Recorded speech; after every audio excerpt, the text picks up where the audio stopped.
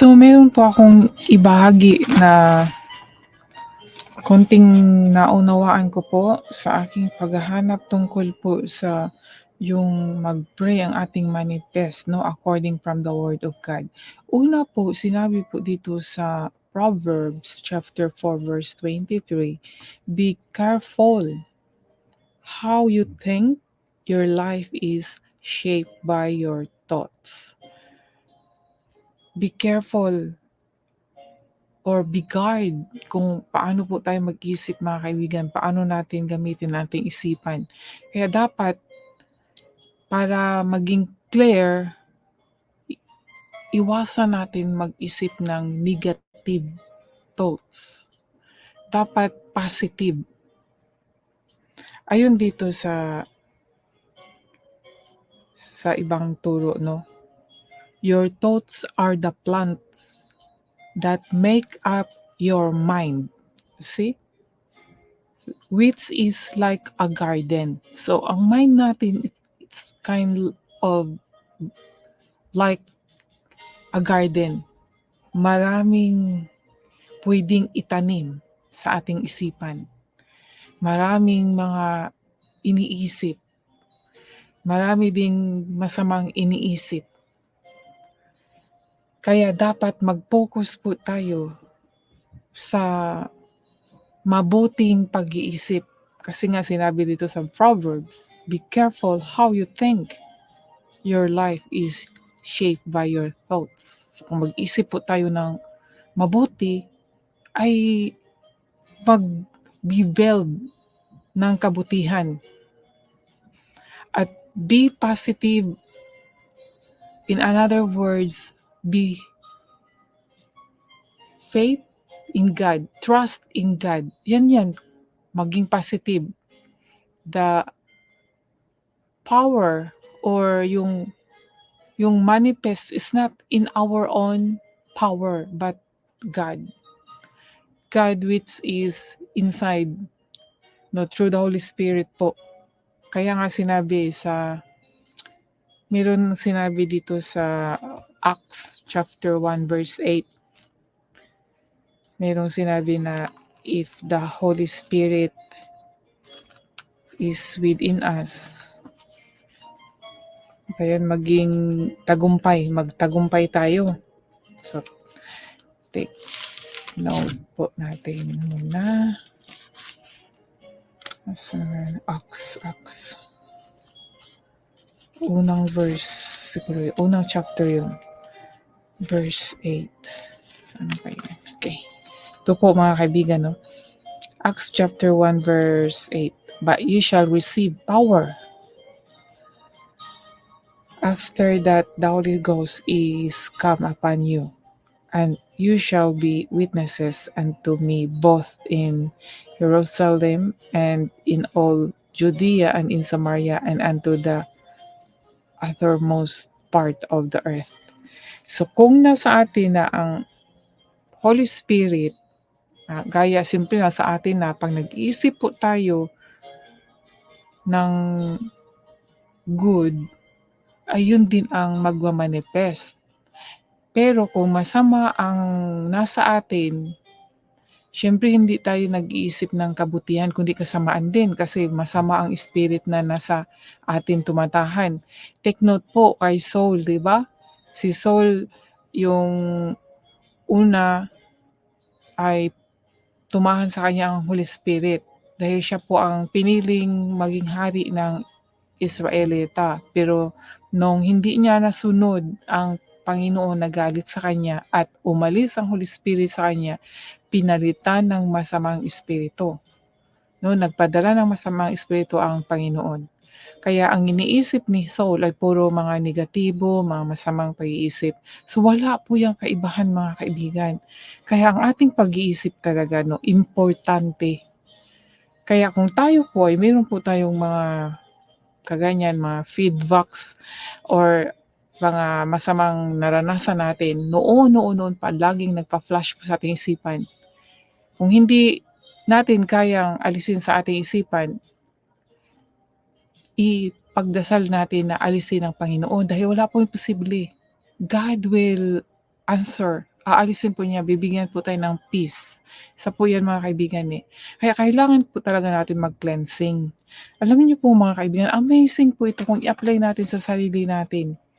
At yung ano din po, yung 'pag nag-pray tayo, dapat sumampalataya tayo na matanggap talaga natin. Ano ang reason kung bakit humihingi tayo sa Panginoon? Ano ang reason bakit tayo nagdasal, 'di ba? Kasi nanampalataya tayo sa Kanya, nag-trust tayo na ibigay sa atin. Pero kung contradiction po, meron nagpe-pray tayo tapos ang isipan natin, "Ay hindi ko naman makamit 'yan." Nagko-contradict, 'di ba? So, the negative thoughts nagko-contradict. Kaya kailangan talaga maalis ang mga negative thoughts, mga kaibigan. Kung atin talagang bigyang halimbawa itong istorya ni Saul na nagkaroon siya ng Holy Spirit tapos umalis, tapos nagkaroon siya ng masamang espiritu. At sa isang tao, hindi po puwedeng dalawang espiritu ang mananahan, dapat isa lang. Ano 'yun, 'pag maraming espiritu kasi ang bad spirit, meron nga palang akong nabasa din na sa isang tao, 4 na bad spirit po ang tumahan sa kanya, imagine. Pero hindi po puwedeng tatahan ng Holy Spirit at bad spirit. Kaya yung tao na pinasukan ng bad spirit ay sobrang sama niya, 'no, na napasukan kaya wala siyang katinuan, talagang puro ano siya, yung magalitin. Meron yun mga kaibigan, pinasukan. Meron pa nga, eh, mas grabe pa nga, sabi nga, eh, na umalis at naghahanap ng pagkakataon na mas grabe pa, mananahan yung 7 bad spirit po. Imagine po. Kaya yan po ang pag-iingatan natin mga kaibigan. Dapat meron tayong alam tungkol dito para kung tayo po ay may hinihingi sa Panginoon, talagang yung fully trust tayo sa Kanya. At kung wala tayong mabuting yung bang mabuting pag-iisip, hingiin natin sa Panginoon lalo na 'pag may problema, 'di ba? Hindi nakakaisip ng matino. Talagang binabagabag ng kasamaan ng masamang espiritu po. Meron po kasi yang bad and good spirit. Pero hindi po yan sila makakaano sa atin 'pag tayo ay tunay talaga na may pagtitiwala sa Panginoon. Dahil ang Panginoon po, hindi po yan siya sa aking paniniwala po ano, hindi talagang declare na ang Panginoon kung hindi pinapahak ang kanyang mga anak o yung mga ating Panginoon, siya ang magpapahamak sa atin. At para hindi po tayo mapapahamak, sumampalataya po tayo sa Panginoon. Yun lang po ang ano doon. Dahil wala po tayong power, kahit na suntok-suntok tayo, wala naman tayong masuntok dahil spiritual ano po yun. Ngayon, balik ako dito sa ano, no, yung prayer, yung panampalataya natin kung paano mag-manifest. Kailangan talaga clear mind and heart mga kaibigan. And then, yun nga sinabi, God will give us the desire of our heart, di ba? Ayon dito sa Matthew chapter 11 verse 24, "Therefore I say unto you, what things ye desire when we pray, believe. When we pray, believe that you receive them and you shall have them." O, sinabi nga eh, pag nag-pray tayo, maniniwala na tayo na ating ma-receive at talagang makamit natin. Yan yung mga sa akin pong ano mga kaibigan ano, yan ang mga secret na susi para ma-receive natin kung ano po yung hinihingi natin. Actually ako, marami akong mga gustong hingin sa Panginoon dahil siyempre 'no, gusto natin makakamit ng gano'n, pero nagkaroon lang kasi ako ng hiya din sa Panginoon mga kaibigan, nahihiya talaga ako sa kanya dahil sa panahon na hindi ko siya nakilala, puro po talaga mga dreams na pang-material na mga na desire lang po yung aking palaging iniisip. Kaya work, na hindi nakalimutan ko na siya. So nung nakilala ko siya, pinakita niya sa akin kung ano ang mas mabuti.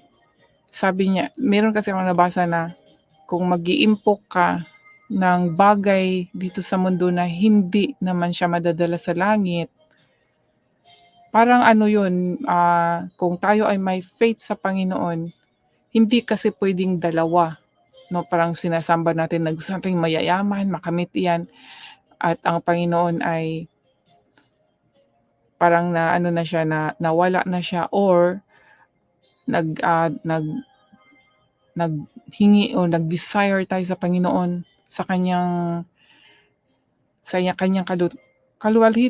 kaluwalhatian or sa kanyang yung tungkol sa bagay sa kanya spiritual, and then nagde-desire din tayo sa mga materyal na bagay.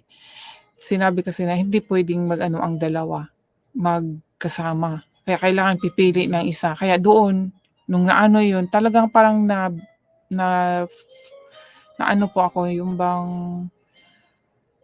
ah, disappoint ba yun na parang, "Ay, hindi pala puwedeng magsama ito, so hahayaan ko na lang kung ibibigay ni Lord sa akin o hindi." At na-experience ko rin po in my life kasi na yun na nga, may pananampalataya na ako sa Panginoon, sinishare ko siya, tapos may dream din ako na gusto ko yung gano'n, na yun pala ay hindi ayon sa Panginoon. So nagkaroon ako din ng mga masasabi ko na hindi lang sa faith kundi totoong nangyari sa buhay ko, na masasabi kong hindi bini-bless ni Lord yun dahil palpak. So ngayon, faith na lang talaga, hingiin na lang ang faith at hayaan na kailan ibibigay ng Panginoon in His good timing. Basta mag-faith lang tayo, basta 'pag may hinihingi tayo, pero don't always think sa mga bagay na nandito sa mundo na wala na ang Panginoon, mga kaibigan. Kasi God first muna. Dapat siya muna ang unahin natin bago ang bagay dito sa mundong ito. Ibibigay ng Panginoon kung gugustuhin niya. Kasi mga Israelita, siya ang nagbigay, mga kaibigan. Binibigay niya. Kaya sa atin din ganun. Ang gusto lang ng Panginoon, unahin siya at kilalanin siya, sambahin siya. Dapat sa kanyang sa kanyang plano. Ang kanyang plano ang masusunod, hindi ang sa atin. Dahil mapapalpak talaga kahit pa nagpapagod tayo.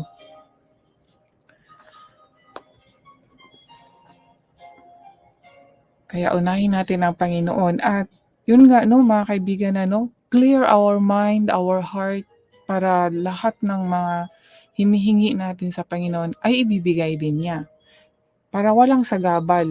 Paano natin clean ang ating puso at isipan? Siyempre, hindi natin kaya yan sa sarili natin kung wala pong patnubay ng Panginoon. Kaya humingi talaga tayo ng tawad, cleansing na mula sa Panginoon, mga kaibigan, para magdaloy-daloy ang ating prayer, 'no?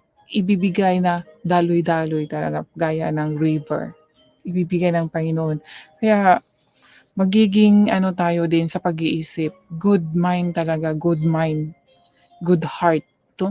Good mind, ito nga ay itong nasa Proverbs chapter 4 verse 23, and then good heart, 'no, pure heart, nasa Matthew chapter 5 verse 8, Bisaya accent. Yan, mga kaibigan, very importante talaga yan. At ibibigay sa atin ang mga hiningi natin.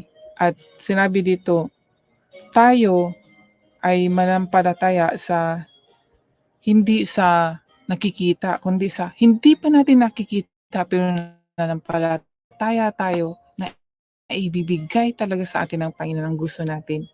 No, parang nakakaano, 'no, nakakalitong